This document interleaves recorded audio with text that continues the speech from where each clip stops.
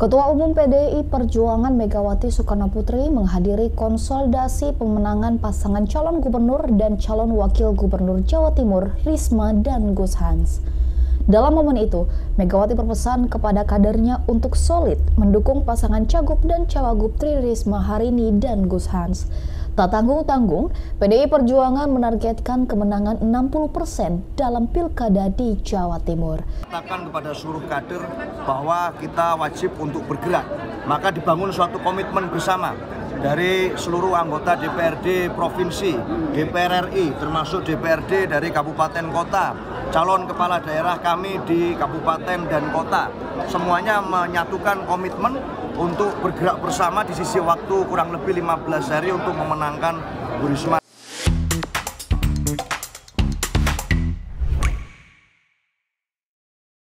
Halo pemirsa Cokro TV, jumpa lagi dengan saya Ahmad Sahal di Seruput. Kali ini saya mau membahas pilkada yang tidak kalah hebatnya sebenarnya, tapi agak jarang dibahas tuh. Kalau kita lihat podcast-podcast kan bahasnya itu Jakarta sama Jawa Tengah gitu ya. Padahal Jawa Timur ini juga tidak kalah menariknya. Nah, hasil survei LSI Deni JA, Lingkaran Survei Indonesia Deni JA terbaru menyatakan Hovifah Emil 67%, Risma Gus Hans 19,1%, Luman, Luluk Hamidah dan Lukman dari PKB 2,1%. Ini menurut saya menjadi menarik karena eh, pertama tiga-tiganya cagupnya ini perempuan. Kemudian yang kedua, PKB adalah pemenang Pileg 2024. PDIP pemenang Pileg kedua 2024, suaranya cukup tinggi. Tetapi kok di Pilkada itu jomplang gitu dengan Khofifah dan Emil. Nah, saya bersama Fahrul Muzaki, staf pengajar UNAIR, Universitas Airlangga ya, FISIP UNAIR. Iya, Selamat fisik datang ke Departemen Politik. Cokro. Ya, terima kasih, Bung Sahal. Iya, gimana suasana Sudah mengundang Surabaya? saya. Panas ya? Oh, ini lagi panas-panasnya. Surabaya ekstrim sekali. Cuman sudah mulai ada rintik. Belum sampai Oh, lebat ya. Tapi lagi ekstrim-ekstrimnya ini cuacanya panas sekali.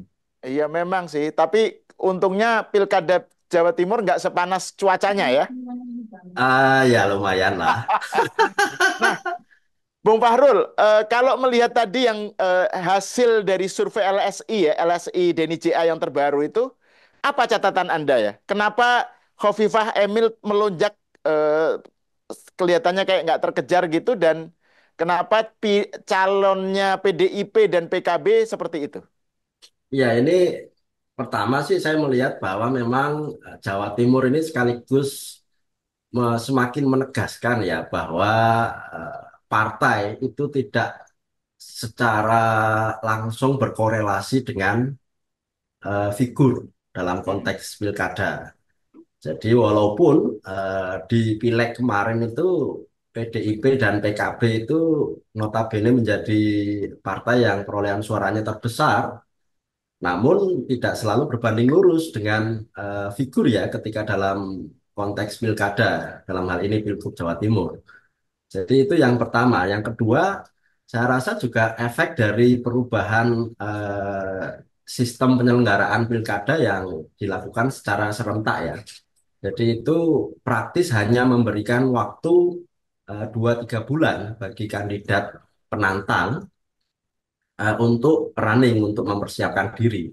Nah, ini memang dalam banyak kasus yang diuntungkan petahana. Hmm. Nah, kebetulan di Jawa Timur ini approval rating Bukoviva itu ya sangat tinggi ya. Jadi sudah persiapannya lama, walaupun mungkin secara resmi bukan kampanye, tetapi orang sudah melihat sosok beliau dalam banyak kesempatan. Lalu kemudian penantangnya ini hanya memiliki waktu yang sangat terbatas, jadi hanya praktis 2-3 bulan untuk menggenjot suara itu. Nah, ini juga menjadi catatan menarik ya. Walaupun juga di sisi lain pertarungannya sebenarnya tidak kalah sengit karena sama-sama perempuan ya. Hmm. Cuman karena mungkin startnya yang sudah agak ketinggalan itu ya sulit untuk mengejar ketertinggalan. Bu Risma, terutama Bu Risma dengan Bukoviva ya.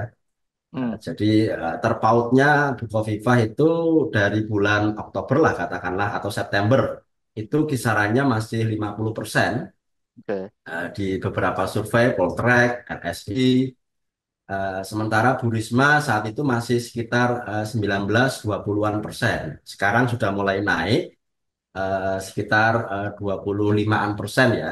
Tapi juga di sisi lain petahana Bukoviva juga naik juga gitu. Artinya Hmm. sebenarnya apa yang sudah dilakukan oleh baik petahana maupun maupun penantang ini menunjukkan progres.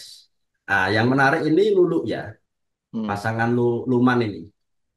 Pasangan Luman ini memang figurnya relatif tidak dikenal pada mulanya, pada awalnya di apa namanya pendaftaran dulu ya, Pilgub itu. Cuman dalam durasi sekitar 2 bulan terakhir ini sudah bisa menaikkan elektabilitasnya walaupun hanya kisaran 2% ya. Tapi saya rasa itu angka yang patut diapresiasi. Ah, juga di sini yang menarik itu bagaimana kemudian Luman ini ternyata, walaupun mungkin figurnya tidak begitu dikenal, karena dia berangkat dari anggota dewan yang notabene kalau nggak salah itu dapilnya Jawa Tengah, Oke. di daerah Rembang mungkin ya. Hmm. Nah, Hmm. itu terus di apa istilahnya dimasukkan, didatangkan oleh PKB di Jawa Timur, terus kemudian banyak alat peraga, pendekatan ke masyarakat. Nah, ternyata yang relatif bisa memberikan wacana counter ya kepada petahana ini malah justru Luman. Oh, Jadi dalam berdebat, dia dalam debat gitu atau dalam terutama dalam kampanye. debat ya, Oke. terutama dalam debat itu performanya saya malah lebih melihat Lulu ini lebih luwes, Oke. lebih apa istilahnya pilihan-pilihan katanya itu lebih lebih mudah untuk dicerna dan bagus ya performnya ya dibandingkan kandidat penantang yang lain yaitu Bu Risma ya. Itu agak terkesan kaku ya. Jadi itu mungkin beberapa dua catatan ya. Hmm. Hmm. eh, Hmm. sementara ini, Bung Sahal. Oke. Nah, kan barusan saya baca berita Bu Megawati kan Mm-mm. baru ini kemarin kalau tidak salah ya berkunjung ke Jawa Timur, turun tangan lah, Ya, turun gunung turun untuk gunung. mendongkrak Bu Risma gitu ya. Ah, Nah, ah. seberapa ngefek itu menurut Bung Fahrul ya? Karena kan saya juga membaca catatan Bung Fahrul di media beberapa waktu lalu, bahwa PDIP sebagai pemenang pileg kedua itu ada kegamangan. Jadi nyalonin Bu Risma, tetapi cawagupnya itu masih belum jelas, terus tahu-tahu malah Gus Hans Ah, yang ah. kata Bung Fahrul itu justru tadinya adalah timnya Bu Hovifah ya. Ya, Pokoknya betul. Dan pokoknya Gus, ada kegamangan.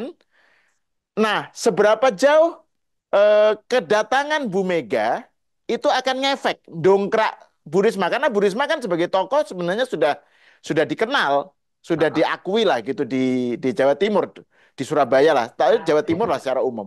Gimana Bung Farul?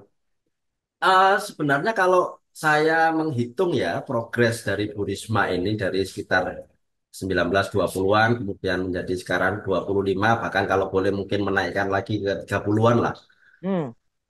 Harusnya ya, ini menurut subjektif saya, Bu Mega itu turunnya tidak hanya sekali.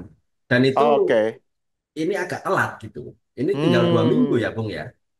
Ya, Jadi 14 menuju 27 ini kan menyisakan waktu tidak sampai 2 minggu. ya, Tidak sampai 14 hari gitu. Artinya kalaupun memang Bu Mega ini berniat untuk turun gunung itu ya seharusnya mungkin kalau kalau saya boleh melihat ini eh, 1 bulan yang lalu, lalu kemudian periode sekarang, lalu kemudian mendekati pemilihan gitu ya, itu akan hmm. mungkin dampaknya luar biasa gitu. Tapi kalau saya melihat beliau turun gunungnya baru sekarang dan mungkin realistisnya itu hanya 1 kali, nah Hmm. ini kok rasa-rasanya kalaupun naik juga tidak terlalu tinggi ya. Jadi ini yang saya kira eh, bisa menjadi apa namanya catatan ya.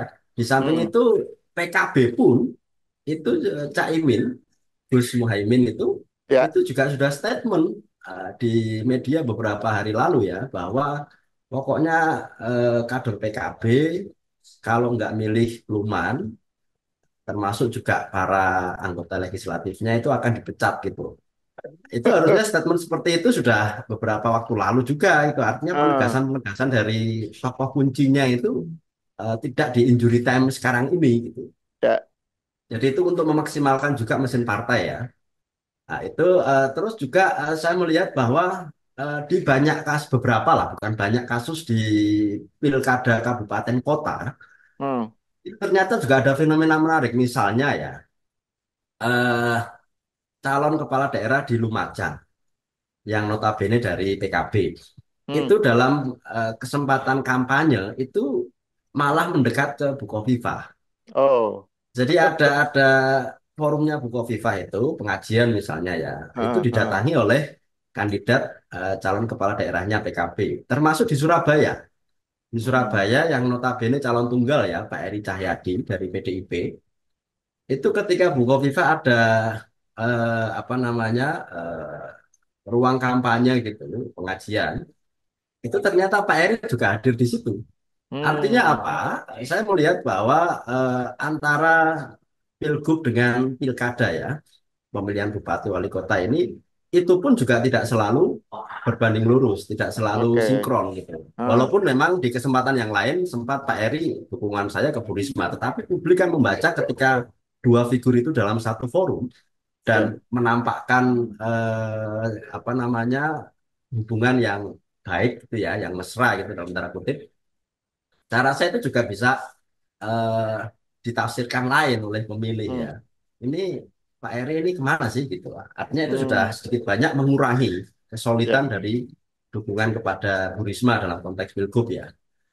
Dan PKB pun juga saya rasa seperti itu. Walaupun itu juga saya melihat memang realistis dan rasional. Tentunya kan bupati atau wali kota kepengen dompleng sama-sama menguntungkan lah ya Ya. ke suara dari kandidat pilgub yang paling kuat gitu ya, Ya. yang istilahnya bisa saling saling mendapatkan keuntungan di situ. Nah seperti itu mungkin besar ya. Jadi Hmm. eh, Hmm. eh, fenomena di Jawa Timur ini walaupun mungkin kalau dari survei ini tidak seketat di Jakarta ataupun di Jawa Tengah ya, tetapi ada fenomena-fenomena unik bahwa ternyata partai ini tidak selalu berbanding lurus dengan figur. Lalu Hmm. kontestasi di bawah ya di level kabupaten kota ini juga tidak selalu segaris lurus dengan Hmm. dengan Hmm. instruksi partai gitu. Ada permainan-permainan yang saya rasa itu memang sulit untuk dihindari gitu ya. Hmm. Hmm. Nah, itu terkait dengan poin yang Mas Fahrul tadi bilang soal Mm-mm. partai tidak selalu selaras dengan figur ya. Kan dalam Ya, perbincangan tentang pilkada atau pilgub ya, itu kan ada narasi tentang dua kekuatan antara man dengan mesin ya, ya, antara man betul. sosok figur dengan mesin partai. Nah, Partai. Nah, tadi yang sudah saya singgung sebelumnya bahwa Bung Fahrul di satu kesempatan mengatakan bahwa ada kegamangan dari PDIP untuk menentukan calonnya ketika sebelum ditentukan ya. Bu Risma ya, sebagai cagup kuat, tetapi cawagupnya kok malah yang dipilih Gus Hans gitu. Terus kemudian PKB itu kok malah sebagai partai yang pileknya paling unggul, terus di basis PKB itu sendiri yaitu Jawa Timur, kok milih cagup, milih figurnya seperti itu gitu. Kenapa nggak dipilih yang lebih punya daya tarik di kalangan Nahdien gitu secara umum. Jadi dari aspek pemilihan figur itu sendiri sudah dari sudah awal sudah kelihatan ini ada sudah tanda-tanda kurang siap kepanikan ya. atau apa gitu Ah, atau sudah kayak nggak pede. Bisa ya. diberikan catatan lebih jauh nggak soal tadi itu, soal Iya, figur? kalau flashback agak ke belakang ketika pendaftaran itu memang Ya. saya kalau boleh agak mungkin vulgar ya, itu Hmm. menilai PKB dan PDIP ini sedang dalam tanda kutip krisis ya, untuk Hmm. krisis kader ya, untuk Ya. memunculkan tokoh yang sekaliber Bukoviva. Bu Hmm. Risma sebenarnya potensial bisa mengimbangi, cuman eh, pasangannya ini Oke. juga ternyata alot. untuk bisa diketemukan dengan PKB. Sempat ada isu atau wacana dua partai ini koalisi seperti di Pilgub 5 tahun lalu ya. Hmm, Jadi waktu itu kan ada Gus Ipul dan Pak Anas sebelum diganti oleh Mbak Putih ya. ya. 5 tahun lalu itu dua partai besar itu berkoalisi. Itu Hmm, lebih siap. Nah, walaupun oke. mungkin Putihnya itu juga agak kurang angkat sebenarnya. Waktu itu Nah, kurang itu angkat. sempat Ya. waktu itu kurang angkat. Nah, yang kemarin, yang barusan ini, Bu Risma sempat mau dipasangkan dengan Kiai Mustamar, Ketua PWNU Jawa Hmm, Timur. Nah, waktu oke, itu Kiai Mustamar itu arahnya ke PKB. oke. Cuman agak sulit untuk menentukan siapa yang pertama, siapa yang kedua. Karena Hmm, serba serba dilematis ya. Misalnya Bu Risma ditaruh yang pertama, Kiai Mustamar di kedua, ini juga secara etik kurang kurang bagus. Masa Kiai ditaruh di kedua, ketua PWNU lagi gitu. Apalagi Jatim satunya Bu Risma gitu, perempuan ya. ya. Akhirnya nggak deal, nggak ketemu gitu. Terus hasil survei yang menarik itu justru memunculkan dari kubu PKB. Kalau Bu Risma jelas, kalau PDIP ya, elektabilitas dari kandidat figur yang muncul Hmm, di survei itu Bu Risma jelas. PKB ini justru yang muncul tertinggi itu Gus Imin sendiri, Cak Imin. hmm, Kalau Cak Imin dimunculkan menjadi kandidat kepala daerah kan nggak lucu. Artinya ketua partai sudah pernah menteri, masa turun derajat di kandidat. Apalagi kalau ternyata nggak ada jaminan menang, itu kan juga ya. pertaruhannya sangat besar ya. Akhirnya apa? PKB ini memang saya boleh menilai terkesan sangat panik ya mendekati detik-detik pendaftaran itu dan saya nggak tahu gimana dinamikanya itu kok muncul Lulu gitu. Hmm, Nah, Lulu dan berpasangan dengan Lukman yang notabene caleg saja tidak berhasil menang gitu. Nah, hmm, yang menarik juga pasangannya Bu Risma ini, Gus Hans ini, saya coba untuk mencari informasi juga pernah melamar di Pilkada Jombang ya, beliau dari hmm, Jombang. Itu tidak ada partai yang bersedia untuk meminang, gitu.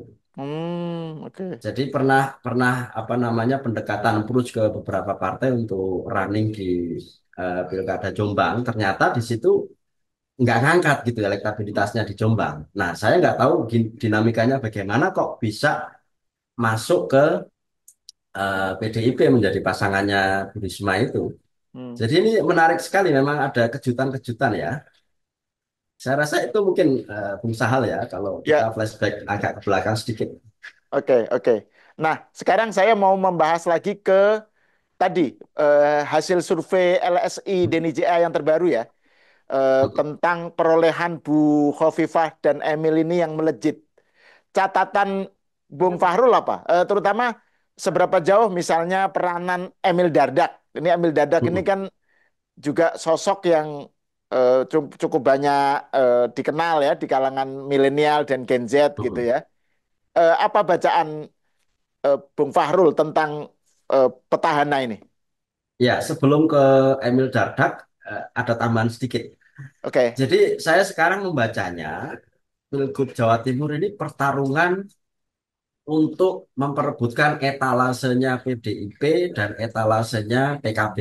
Hmm, Jadi kita lihat kira-kira petahananya PKB itu di kabupaten atau kota mana saja. oke. Petahananya PDIP itu kabupaten atau kota mana saja. Nah, nanti hasilnya itu dalam konteks pilgub itu menang siapa. Oke. Jadi pertarungannya saya rasa malah bergeser ke situ, bukan ke Oh, konteks Jawa Timur secara keseluruhan ya. Karena sudah mendekati injury time ini terpautnya itu jauh. Jadi ya. antara kalaupun boleh mematok lebih tinggi ya mungkin Bu Risma 35%, Bu Kofifa sudah 65% gitu. Hmm, Sementara Lulu ini masih 2% gitu. Ini oke. menggenjot misalnya ya dari 35 menjadi berapa itu suara yang tersisa misalnya ya. Itu rasanya ya agak sulit sekali. Jadi pertarungannya bergeser tidak lagi mengalahkan petahana melainkan mempertahankan etalasenya ini. Oke. Jadi jangan sampai kemudian basis kantong-kantongnya PDIP maupun PKB ini disapu habis oleh petahana dalam hal ini Bukovifa ya. Nah, itu Nah, oke. bacaan Nah, Bung Fahrul sendiri gimana? Soal pertarungan etalase petahana itu. nah, inilah yang lagi-lagi juga saya melihat situasi injury time ini Oke. harus harus diakui ada kesan kepanikan juga ya dari PDIP maupun PKB. Jadi sampai Hmm. Caimin itu menginstruksikan kalau nggak kader-kader atau anggota dari PKB baik yang di legislatif maupun kepala daerah ini nggak mensupport paslonnya di Pilgub ya dipecat gitu. Hmm. PDIP juga begitu, Bu Mega sampai turun gunung.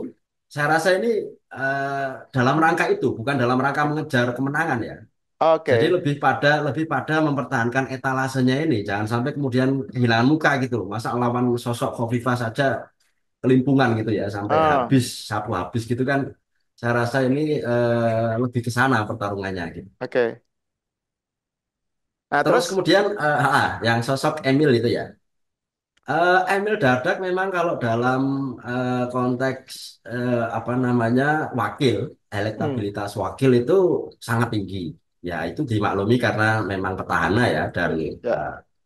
beliau mampu mengkapitalisasi sisi lebihnya. Masih muda, ganteng, istrinya juga artis gitu ya, mantan artis Arumi Baksin, terus cerdas gitu, sangat milenial gitu ya.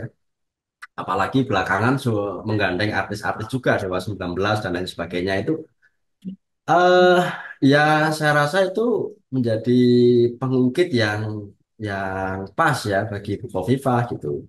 Artinya Mas Emil ini ya menjadi pasangan yang menurut saya sangat bagus untuk Khofifah gitu. Hmm, Jadi hmm, untuk menaikkan ya istilahnya biar tidak terjebak pada titik jenuh misalnya ya itu oke. Mas Emil cukup cukup bagus untuk itu. Dan itu Hmm, juga sekaligus menjadi pertimbangan Pilgub 5 tahun lalu ya. Kalau saya hmm, melihat kalau kita flashback 5 tahun lalu itu Bu Khofifah pada awalnya mau dipasangkan dengan Bupati Ponorogo namanya hmm, Ipong. Itu dari Nasdem. ya. Ah, Tapi dalam catatan survei, IPOM ini ternyata tingkat liabilitasnya, tingkat untuk naik lagi, itu berat juga gitu. Padahal Hmm, Bukoviva ini problemnya saat itu ya, itu titik jenuh. Jadi untuk oke. naik lagi itu sudah gereng lah istilahnya kalau mesin mobil itu. Ah, Ternyata ada kejutan, tidak jadi sama Ipong, sama Mas Emil. Mas Emil itu liabilitasnya bagus sekali gitu. Jadi Hmm, dia tidak justru malah jadi beban, tapi dia bisa menjadi pengungkit, bisa menjadi tambahan amunisi gitu ya untuk ya. menaikkan elektabilitas itu. Oke. Nah, Itu terus sih, oke, menarik tuh. Menarik soal apa catatan dari Bung Fahrul tadi ya. Nah, terus kalau soal isu-isu atau apa agenda-agenda yang rame ya, yang di Jawa Timur ya, di kira-kira ke depan ya, itu kalau dari debat yang kemarin sudah terselenggara dan masih ada sekali lagi ya, kalau nggak salah ya, debat sekali yang lagi ya, oke. tanggal 17 Nah, hari apa Jumat atau Sabtu. kira-kira catatan Bung Fahrul ya tentang isu-isu yang rame di dalam Pilkada Jatim dan juga kaitannya dengan seberapa jauh Jawa Timur ini bisa sinergi dengan dengan pemerintahan pusat gitu. Karena kan betapapun eh, pemerintahan pusat punya agenda Indonesia Emas kan, percepatan kemajuan dan menggenjot supaya pertumbuhan ekonominya bisa 8% dan seterusnya. Seberapa jauh Jawa Timur itu menjadi strategis dalam konteks hubungannya dengan pusat.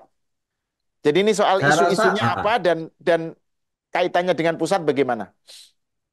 saya rasa topik yang ditentukan KPU ini menjadi gong di Hmm, apa namanya debat ketiga ini Jawa Timur sebagai epicentrum khususnya ekonomi ya oke. di kawasan Indonesia Timur khususnya. Jadi itu yang menurut saya menjadi titik tekan ya. Jadi Bukoviva di sini tantangannya itu ya menghadirkan kira-kira capaian-capaian yang dianggap berhasil, yang dianggap berprestasi itu semakin ditekankan. Sementara petahana Bu Risma dan Bu Lulu, saya rasa ini harus mencari celah ya, Kok sorry, terutama di kok sini. petahana? ah, Sorry, penantang, penantang. Bu Nah, Lulu sama Bu Risma.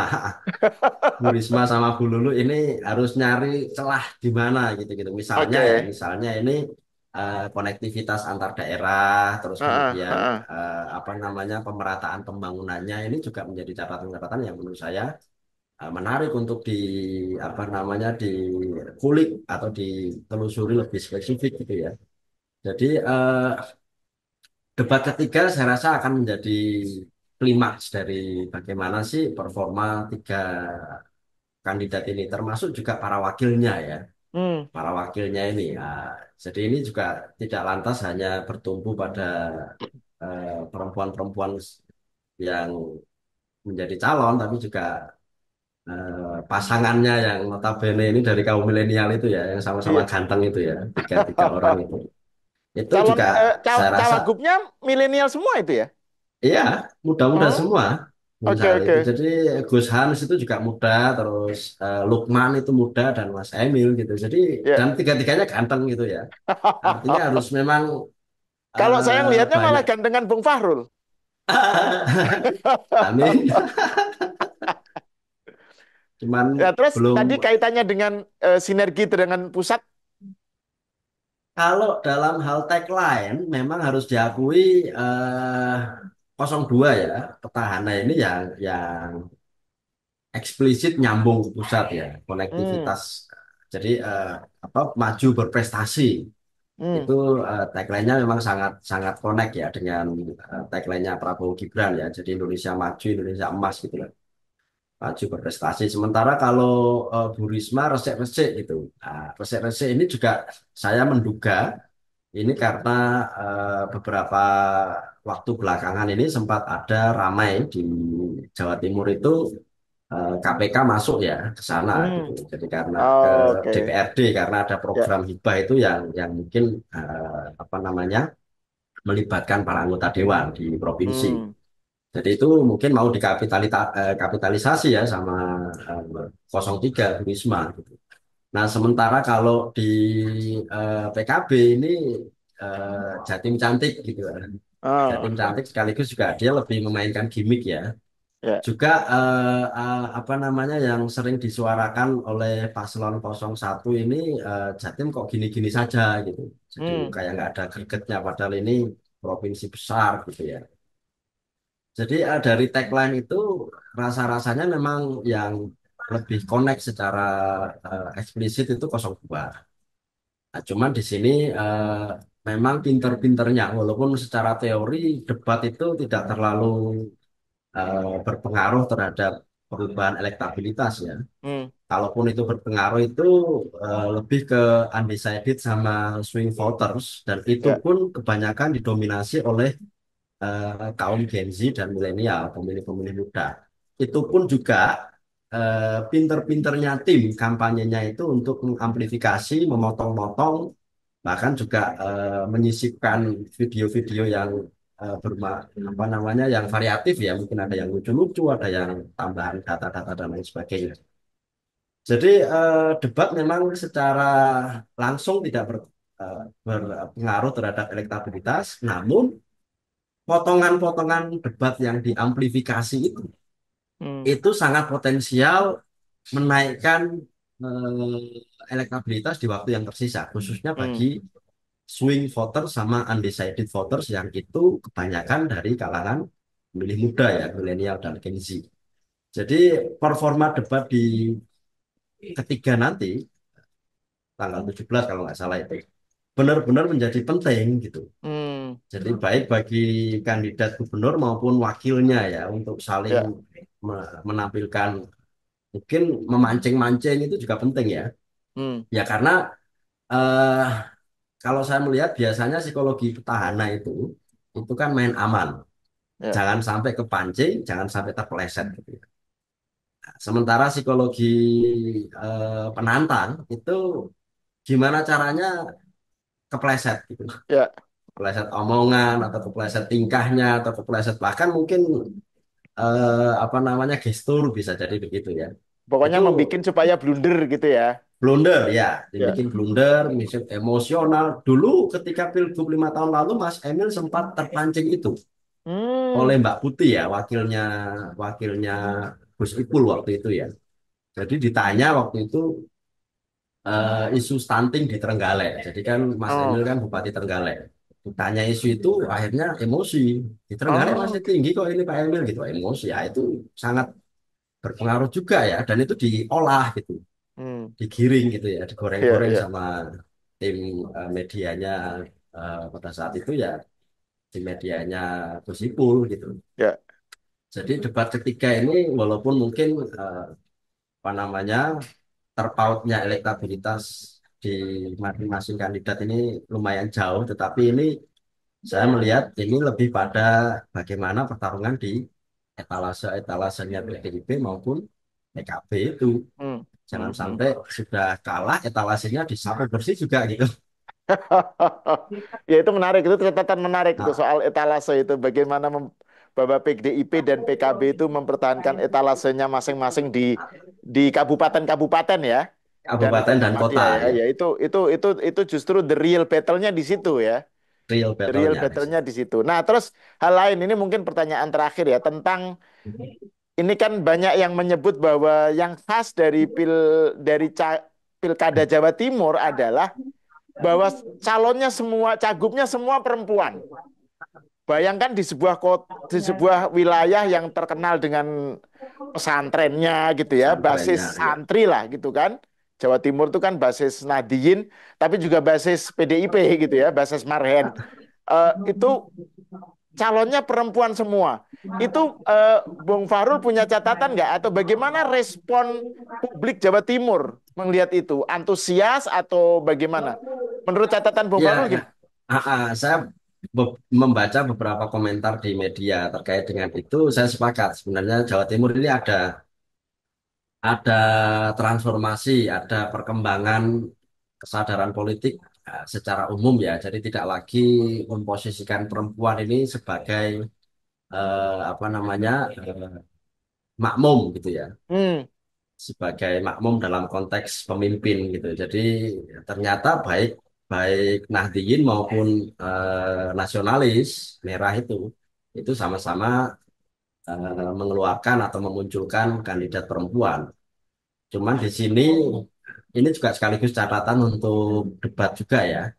Di antara perempuan-perempuan ini walaupun mungkin yang punya basis massa real besar itu ya Viva ya, Hmm. beliau ketua muslimah, tetapi setidaknya dalam konteks pertarungan ide di dalam debat ini mana yang lebih perempuan di antara perempuan-perempuan itu. Jadi tawaran program mana yang Hmm. sekiranya itu lebih perempuan ya di antara Oke. perempuan-perempuan itu. Nah, itu menarik juga, itu saya rasa harus dimunculkan ya, Hmm. khususnya oleh penantang gitu. Oke, Jadi oke. bagaimana sih tawaran programnya baik dari penantang maupun ketika penantang mempertanyakan kepada petahana gitu. Hmm. Jadi apa yang sekiranya realistis, apa sekiranya yang menarik itu untuk mungkin apa namanya menggait dari pemilih perempuan itu. Jadi pemilih perempuan itu sekaligus juga pemilih perempuan yang dari kalangan muda ya, tidak Hmm. semata-mata dari kalangan yang sudah strong voters gitu. Tapi dari kalangan muda ini juga penting. Jadi apa namanya dari apa mahasiswa gitu itu kan Ya. kebutuhan-kebutuhan sekarang ini ya tenaga kerja itu, apakah ada semacam affirmative action gitu ya, atau mungkin pelecehan seksual gitu-gitu ya. Terus apa namanya, walaupun itu sebenarnya sudah kemarin isunya, sekarang mungkin lebih ke pemberdayaan ekonomi, Hmm. interkonektivitas Hmm. Hmm. daerah, tapi juga tetap bisa menyisipkan perempuan di situ. Ya. Gimana gimana itu namanya debat ya, bisa bisa apa masuk-masuk apa nyusup-nyusup gitu ya untuk Ya. pembahasannya itu. Jadi intinya di antara kandidat perempuan-perempuan ini tidak lagi dipersoalkan di Jawa Timur sebagai makmum dalam tanda kutip. Hmm. Jadi sudah ada pergeseran kesadaran politik. Jadi Justru yang menarik di sini, tidak ada itu ya, misalnya apa wacana haram memilih pemimpin oh enggak ada, perempuan itu gitu. sudah dari 5 tahun lalu sebenarnya sudah relatif bisa diredam ya wacana itu, karena Oke. 5 tahun lalu pun juga memunculkan perempuan baik Oh dari iya, betul betul. Kofifa maupun Mbak Putih ya. Ya, Artinya ya. itu sudah Sudah netral. lewat Nah lah sekarang ini itu jadul lah ya. ah, ah. sekarang ini justru tadi yang saya sebutkan di antara perempuan ini mana yang lebih perempuan gitu. Oke. Gitu. Ya, ya, ya. Ah, Nah, kalau menurut itu sih catatan Bung Bung Sal. Fahrul, dari semua calon itu yang paling perempuan yang mana? Kalau ini saya rasa tiga-tiganya bagus ya. Jadi Ya, memang sama-sama menonjolkan keperempuanannya, walaupun ya, ya harus diakui Bu Kofifa lebih berpengalaman dalam hal itu. oke. Jadi menyentuh menyentuh psikologisnya emak-emak ya, bunyai-bunyai, Neng itu Oh, memang beliau lebih mahir ya dalam hal itu. ya, Cuman ya memang Bu Risma. Jadi ini nampak juga Bung Sal. Kalau saya cermati ya, konten-konten di media sosial. Ya ini mohon maaf, ini kritis, catatan kritis saya. Ketika Bu Kofifa turun ke pasar-pasar, Mbak Lulu juga turun ke pasar-pasar. Mbak Lulu dan Bu Kofifa ini mirip, hmm, pendekatannya mirip. Jadi yang disasar itu pedagang dan lebih utama perempuan dan barangnya diborong. oh, Jadi barang dagangannya itu dibeli. ya. Nah, saya agak menyayangkan kenapa Bu Risma itu hanya salaman-salaman saja gitu. Oh, Itu hal remeh-temeh tapi menurut saya itu juga membentuk ini ya, apa namanya, membentuk psikologis, hmm, membentuk image gitu ya di kalangan pemilih. Jadi kalau Mbak Lulu sama Bu Kofifa turun ke lapangan, istilahnya belusukan gitu ya, itu menyapa, rangkulan, ya ada adegan drama gitulah, ada ya, ya, nangis-nangisnya, tapi juga barangnya dibeli gitu. iya, Nggak semata-mata hanya nggak semata-mata hanya pilih saya ya iya, iya, salaman iya, itu iya. lalu berlalu gitu nggak seperti itu tapi harus ya mereka kan mendapatkan berkah juga dalam tanda kutip ya dikunjungi Betul, oleh betul. calon pejabat barangnya dibeli dan Berkahnya konkret klaimnya ya, berkahnya konkret. konkret. Dan Ya, itu bukan money politik ya. ya, ya, Jadi dibelinya nggak mungkin dong beli eceran gitu pasti belinya ya. banyak gitu. Ah, ah, Walaupun ah. itu nanti dibagi-bagikan lagi atau bagaimana itu urusan lain ya. Itu gaya gaya kampanye yang menurut saya menggelitik ya antara tiga kandidat perempuan ini. Nah, itu Ya, ya, sekaligus ya, menjadi catatan ya. Mana yang lebih perempuan di antara perempuan-perempuan itu ya terlihat dari gaya kampanyenya itu juga gitu. ya, ya, ya, Ah, ya. ah. Menarik tuh, menarik. Dan itu, Jadi nggak hanya nawarkan visi ini nanti saya bangun jalan ini nanti saya bangun. Nah, kalau seperti itu kan sudah old school ya. ya, Jadi sudah konvensional itu. Tapi datang salaman terus nangis-nangis sedikit dibeli barangnya foto masukkan konten gitu bagus sudah. ah, Ah, ya, ya, gitu ya, sih ya. Bung Sal. Oke, saya kira ini penggambaran yang menarik lah tentang Pilkada Jawa Timur. Terima Bisa kasih. bisa dicek kok, bisa dicek di akun Instagramnya itu Oh gitu ya? tiga-tiganya itu. Jadi lihat bedanya itu ya, itu bisa Ya, dicek ya, ya.